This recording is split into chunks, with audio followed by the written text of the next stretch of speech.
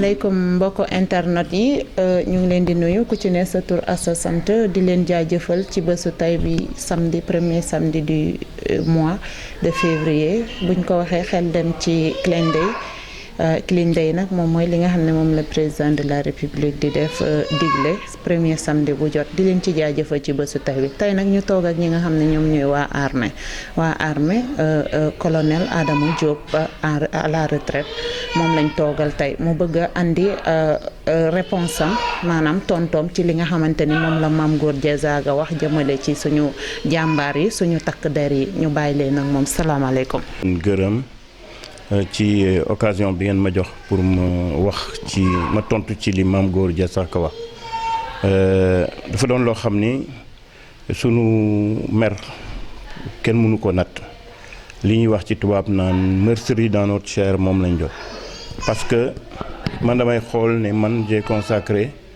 39 ans de ma vie à l'armée ñeneen ma sax lu ëpp loolu di sonn di am métit di liggéey pour notre nation ñu lay blessé ngay am ay services yu bari yoo xam ni ci biir sur le théâtre d'opération nga koy amee ñu war ñu sargal war ñu sigil war ñu dooleel ku mel ni Mame Gor Diazaka man duma ko considérer sax comme waykat parce que waykat c'est un messager waykat dafay joxe de bons messages amul lu muy wax ay magam nekk fi way armée ñoom Omar Pène ñoom Youssou Ndour Thione Seck ñëpp ñu way armée moom mu ñëw di critiquer armée mais balaa ngay critiquer da ngay xam li ngay wax Mame Gor Diazaka jàngul xamul différence su contingent ak bataillon Mame Gor Diazaka xamul mission armée mu naan ñu ngi ci camp yi di lekk ceeb bi Sénégal la mais xamul sax ne ñi nekk ci biir camp yi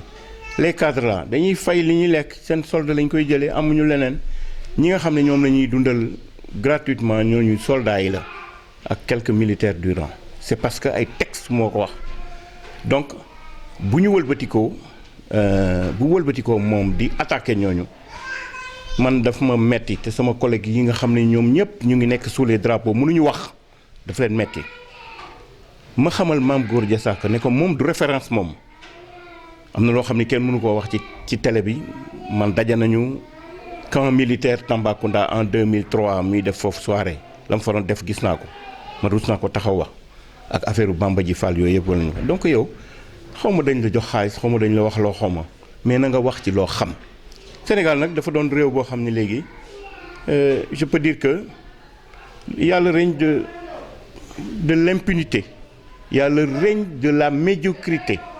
Je pèse bien mes mots parce que gis nga ki nga xam ne moom mooy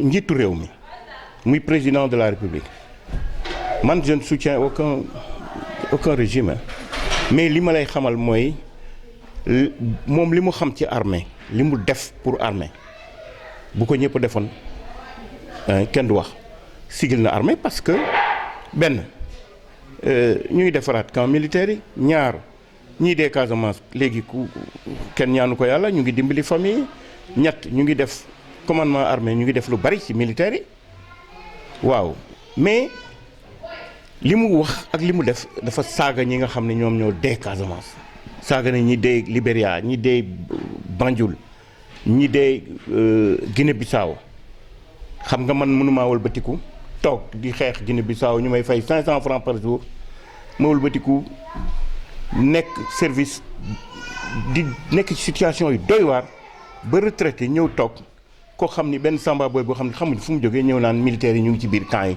di lekk di nel te armée force de défense la gendarmerie mooy force de défense et de sécurité police force de sécurité la ak ay sapeurs yu mel mais militaires yi c'est les sapeurs les gendarmes et les militaires ñooñu ñooy militaires yi ñooñu ku leen sargalul même waa police ak yeneen corps yi ñu ngi ci àll bi ñu ngi ci biir dëkk bi ñu ngi ci guddeeg bëccëg nelawuñu ñuy sonn mais ku leen fayul la ñu war a yellool ku leen remercier wul ku leen félicité wul ku leen décoré wul mais na nga leen ba ci seen liggéey mais xamuloo yow jàngoo école xamuloo li ngay wax mu naan dina wax ministre des forces armées mais kooku bu woowee ministre war ko déglu parce que c'est pas une référence bon may ñaan aussi mbokk journalistes yi am na ñoo xam ni les personnes ressources là xam nañ ko jàng nañ ko et tout bu ñuy traiter un sujet donné nañu dem ci personnes ressources yi ñu wax leen li nga xam ni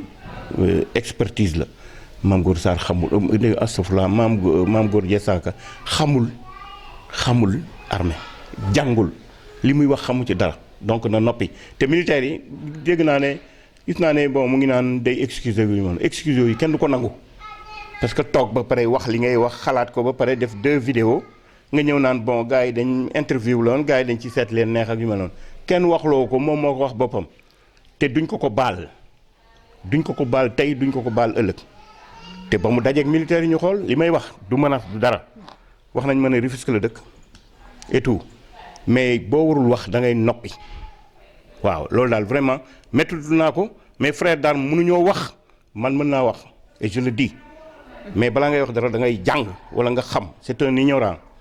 waaw léegi wax nga ni du ngeen ko baal bu taxawee est-ce que bu taxawee publiquement baalu ndax di ngeen ko baal tamit ndax ñun ñëpp ay jullit lañu. waaw d'accord xam nga Sénégal loolu vertu la fi sax maa mën a réewu maslaa la dañ naan bon baal mais est-ce que koo xam ne li mu def moo ko tey day def ba pare mu am des dommages ñu naan nañ ko baal. moi j'ai fait 3 écoles de communication je sais exactement quelle est la portée de son message et day du yem ci Sénégal day dem feneen ñeneen ñaa ngi koy suivre wëlbati ko wax li ngay wax ba pare naan ma baal leen ma man day baalu ma ko tey baalu ma ko ëllëg te bu ñu jàkkaarloo dina xam ne baalu ma ko parce que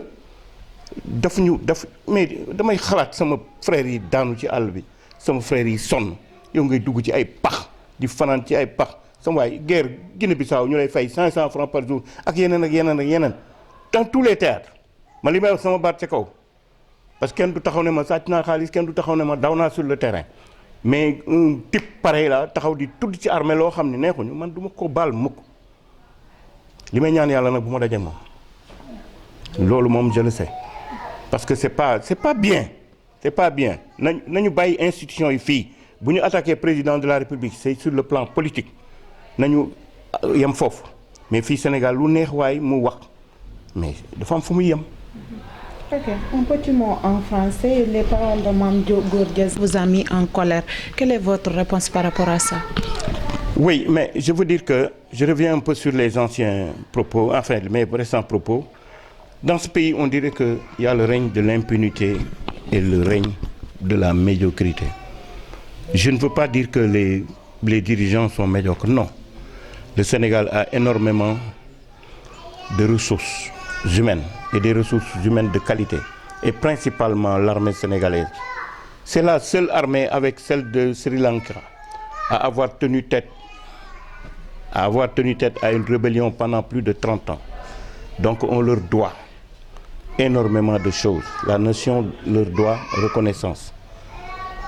Mieux, ils portent bien leur nom. Ils sont des djambars. Et leur devise aussi, on les tue, on ne les déshonore pas. Ce sont des gens valeureux qui ont montré leur bravoure, leur dignité, leur engagement, leur patriotisme dans tous les théâtres d'opération. Donc selon vous, Mame Gor vous a insulté au moment où les djambars sont partout dans le monde. Mais bien sûr, notre devise c'est on nous tue, on ne nous déshonore pas. Ce qu'il a fait, c'est déshonorer l'armée. Hein? Alors que lui, il n'a aucun titre, ou aucun pouvoir, ou aucune notoriété l'autorisant à faire une telle sortie.